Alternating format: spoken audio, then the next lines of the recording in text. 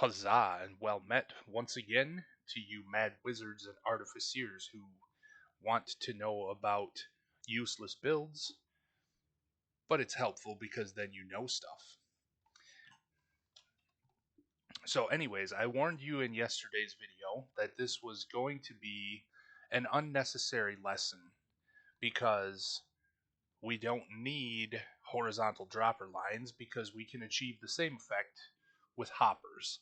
It takes up much less space, it doesn't use any redstone, and it requires no builds, just a line of hoppers. If you haven't watched the hopper lines video, then I suggest that you do, because it's going to be a lot easier than anything I'm going to show you here, and that makes this essentially unnecessary.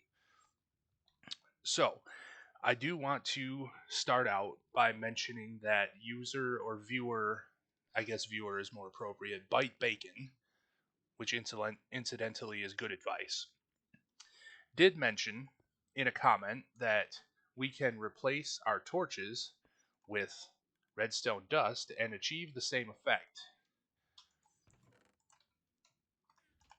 as our elevators normally would.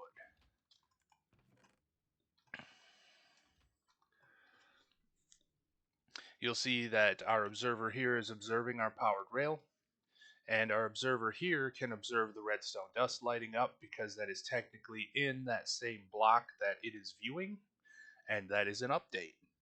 We need to use redstone dust and redstone dust to achieve the same effect for this dropper as well, and instead of having the torch where the signal is always on and then flicks off and back on, still achieves the same effect as getting our redstone repeaters from the bottom chest through the elevator to the top chest. Now, somewhere along the way, we've lost one. Aha. And that's the only recommendation against this, is because when you have the on signal usually, and then you get the off and then back on again, you get 2 ticks instead of just the single. This is the same was suggested of powered rails. However, powered rails can't give a signal through a block, and you have to make sure they're properly aligned. And they're not even lighting up our redstone dust. So unfortunately, we can't use powered rails in place of that. And you'll see that in all of our fiddling around there, we've caused a jam up. And that, because our initial triggering of this whole circuit starts down here with this observer, that bottleneck, now, I guess it's not a bottleneck, it's what we did to the machine, that traffic jam is going to be stuck there without any input. So you would always end up with 14 lost items right there. So just be careful in how you're setting up your machines. Yes, redstone dust works. You might get some item loss. Powered rails will work just fine on your observer line, so we could replace that. And since we have an observer observing from both sides instead of just a redstone dust, you'll have no problem like we did on that tower. This one will be just fine.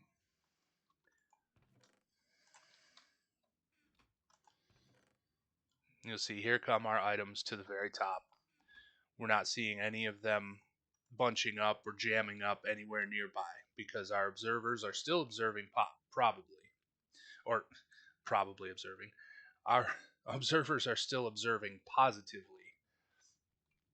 So our signal is still being sent through the block. All right, onward.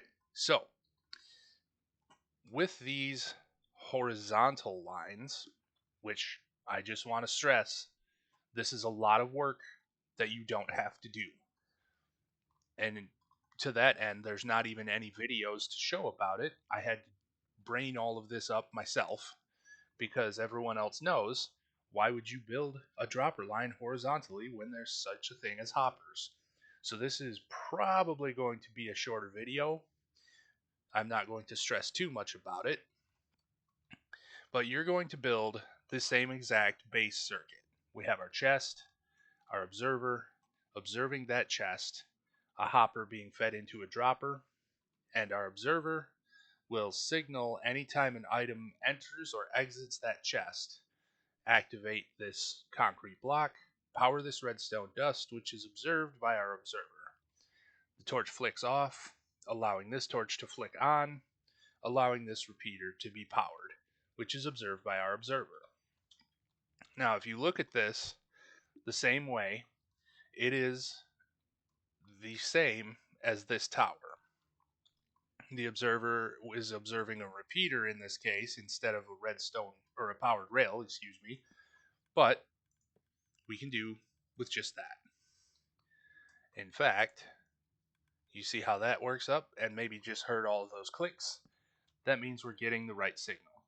A torch to the output side of our observer here allows us to do the same thing over and over until we have all of our items to the far end. And I'll show that very quickly. You'll see all of our redstone torches firing in sequence, powering the redstone dusts, powering these observers all in a series, and all of our copper bulbs are making it just fine. You can put the chest right there against the dropper, that's just fine. It works easily either way. You can do this in an ascending diagonal. You just have to use more observers. Because if we take out this observer, if we place a torch here, it doesn't get a signal because the output side of the observer is on the back, or the opposite side is the face that's doing the observing. So instead, we need to place that there. You could start with these alternated, this particular course right here, this observer, this, and this down here, and get some torches in there. But honestly, if you're building horizontal dropper lines, you have enough resources that considering using torches for the sake of saving resources is circular logic at this point. You're already building horizontal dropper lines. This is silly. But this one works just as well, and all of our items are coming up to the top chest. We can do the same with this, just in the opposite. You'll see that I have grouped these circuits just to separate them, even though they're all in sequence and they're all blue. I've used some dark blue concrete to show which steps are firing in which order. So once again, the same circuit. We have this gray concrete block here for this repeater to sit on, but otherwise it is the same as our circuits over here at the bottom. We have an observer observing the chest, a concrete block underneath it for power, a repeater that gets power from the concrete block, an observer that observes that. The same torch powering this block, depowering this torch, depowering this redstone until it is allowed to flick on, which our observer, which on that build is going to be to one side or the other, rather than directly overhead.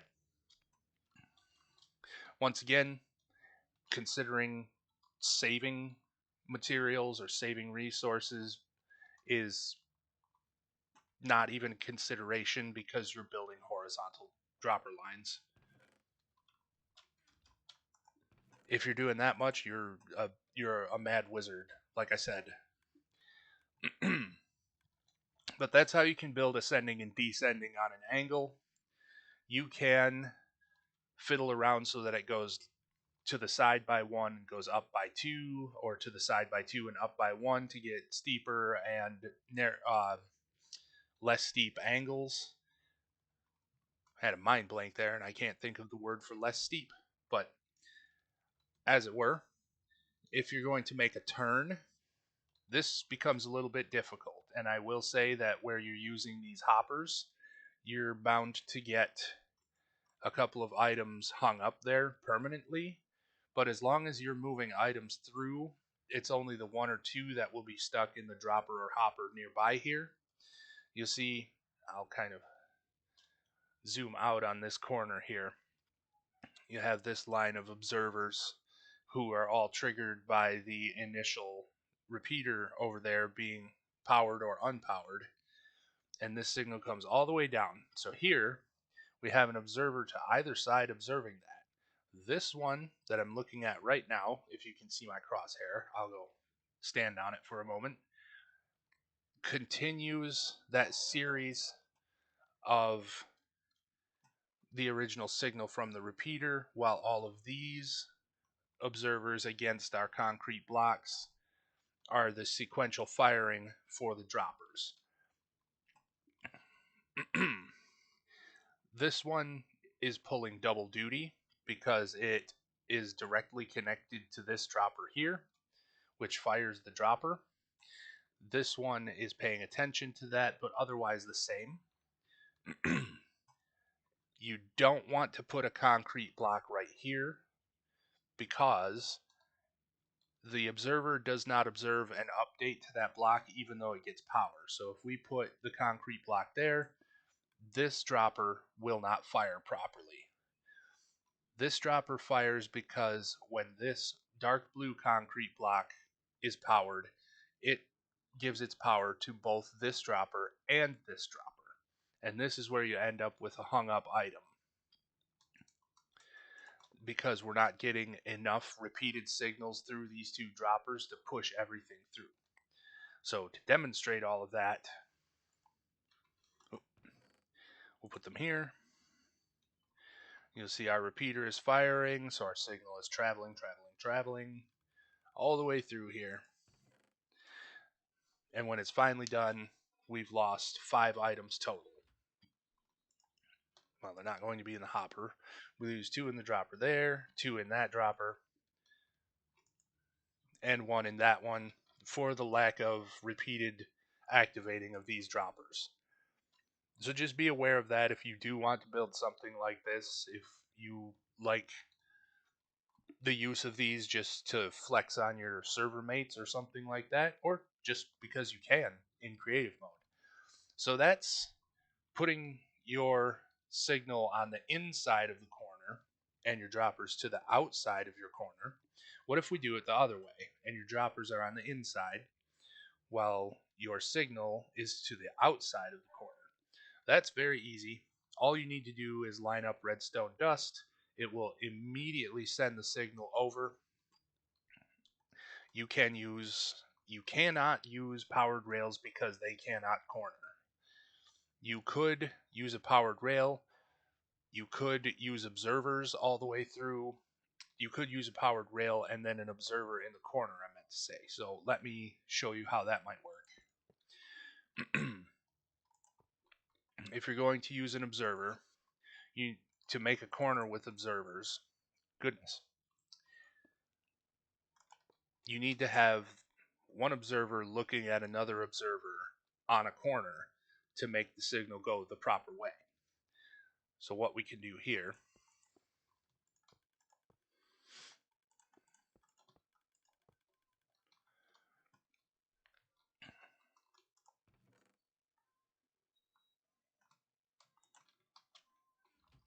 you will not get any hang up going on with this setup. None of your items are going to be lodged at any bottlenecks or traffic jams. All of your items will make it through to the far end. You see all 4 of our redstone or all 14 of our redstone dust made it through. But powered rails, as we said in the last video, are expensive. Redstone dust is cheap. It's not a consideration if you're building horizontal dropper lines. Once again, if do it how you would like, because clearly this takes a great big mountain worth of nether quartz, redstone, stone blocks, concrete blocks, or whatever solid ones you're going to use. I don't see why you would scrimp on anything if you're building something like this. But anyways, that's really all I have to say about this. And the reason that that's important is because when we get to unloading our minecarts in the more advanced video, we're going to have to use some similar types of things to this and to our high-speed hopper lines that we've discussed in the past. And also a couple of different features of a hopper and things of that nature. But these are good to know in case you need to build something else. Something else that fires in sequence, perhaps. So, now you are aware of what it takes to build horizontal dropper lines, and that really is the final basic video in moving our items from A to B. With this playlist or this class or however you want to think about it, we're going to start moving into more advanced things where we combine a lot of these things together and we use them to, for instance, we'll use droppers to throw our items into a water stream and move them to perhaps a furnace or a crafter, or we'll have them thrown into a hopper line or loaded into a minecart somehow and taken to a super smelter or something of that nature. So these are really our basic components of moving items from point A to point B. We have a few more basic things that aren't completely necessary to talk about right now because they'll be things such as moving items into a disposal or into a water stream. But rest assured, those things are all coming as soon as I possibly can.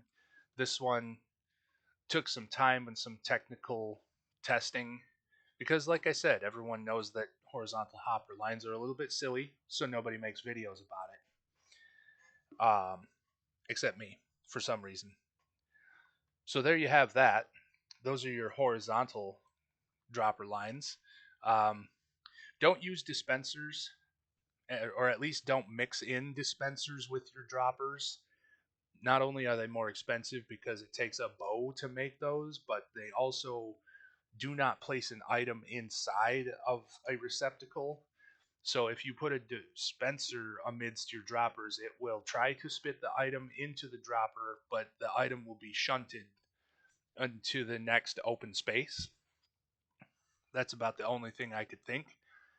Once again, thank you for the views. Thank you for all of the comments and feedback and such. I do love when people point out things that I missed. So thanks to Bite Bacon viewer and to all of my viewers who point out little tidbits of information. I learn as much from you guys as I think you learn from me, and I hope you're blessed on your next quest. I'm off to my next adventure.